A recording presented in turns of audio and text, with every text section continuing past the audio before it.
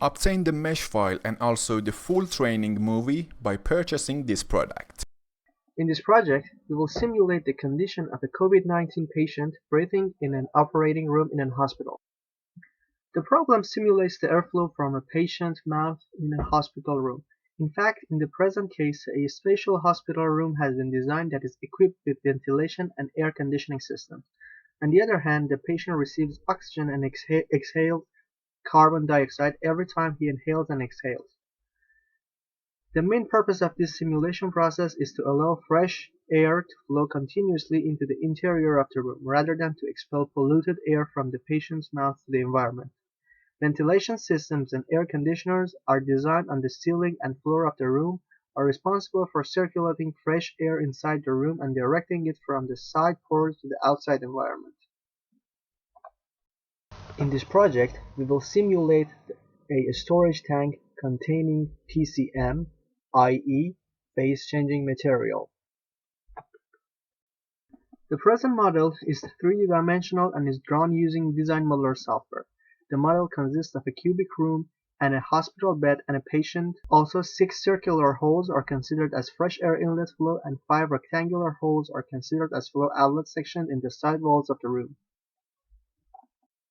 The meshing is done using ANSYS meshing software. Mesh type is unstructured and the element number is 4,354,238.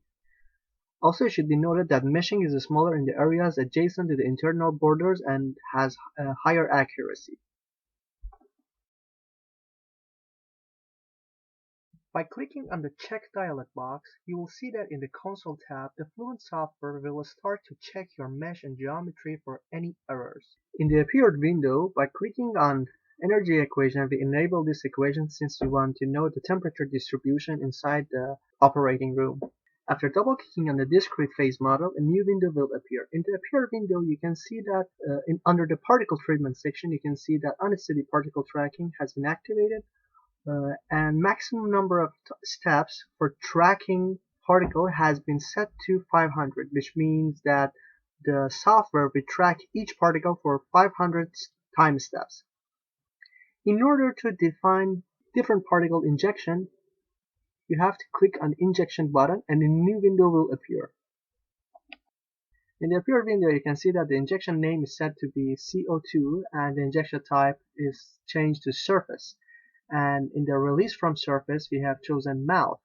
Also, the particle type is set to be inert, which means that the particle has mass, but it is in some kind of a passive form since we don't have any combusting process, or the particle isn't even droplet.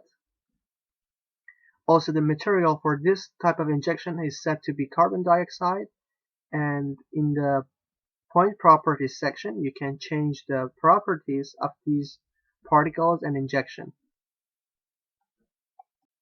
In the appear window, you can add a new material by changing the properties based on your preferences, or you can use Fluent Database. By clicking on Fluent Database, a new window will appear, letting you to change or add a new material. In the Momentum tab, you will see that the velocity magnitude defined for this boundary is set to 1 meter per second. After interpreting the source file, you will be able to select the UDF inlet velocity in the velocity magnitude section. Now, under the Thermal tab, you can see the temperature of this flow exiting from the mouth boundary. Under the Momentum tab, you will see the wall motion and shear condition for the wall boundary.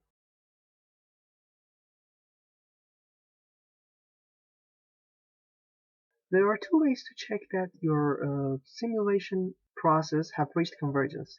Alongside the checking the residuals reaching and nearing the zero, you may define some report to make sure that an equation have reached convergence. For example, by just right-clicking on the report definition, going on the new, you are able to choose between different reports. For example, you can define a mass flow rate report on a arbitrary boundary based on your geometry and your simulation. You are able to see whether this mass flow has reached a constant value or not.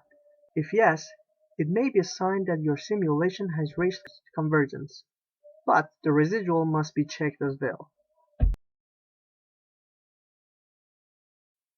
In this section, contours of temperature, carbon dioxide mass fraction, and carbon dioxide particle tracks are presented to you. It should only be noted that these results are for a state where the software has only progressed 1 second in time, and you could easily get better results by just letting the software to progress more in time.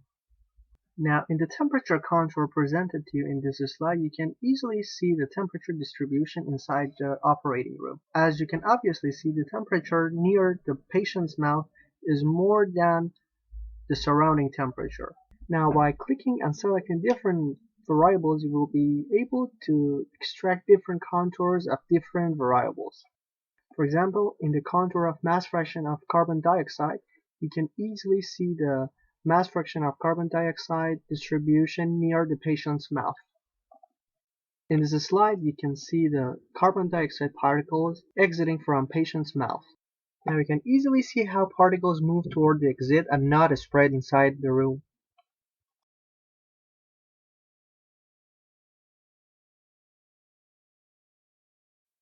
Finally, a summary of different settings and setup that we have used in our project is presented to you in the slide. Obtain the mesh file and also the full training movie by purchasing this product. To benefit from Master CFD services including simulation, consultation, and training, contact our experts via info@mastercfd.com.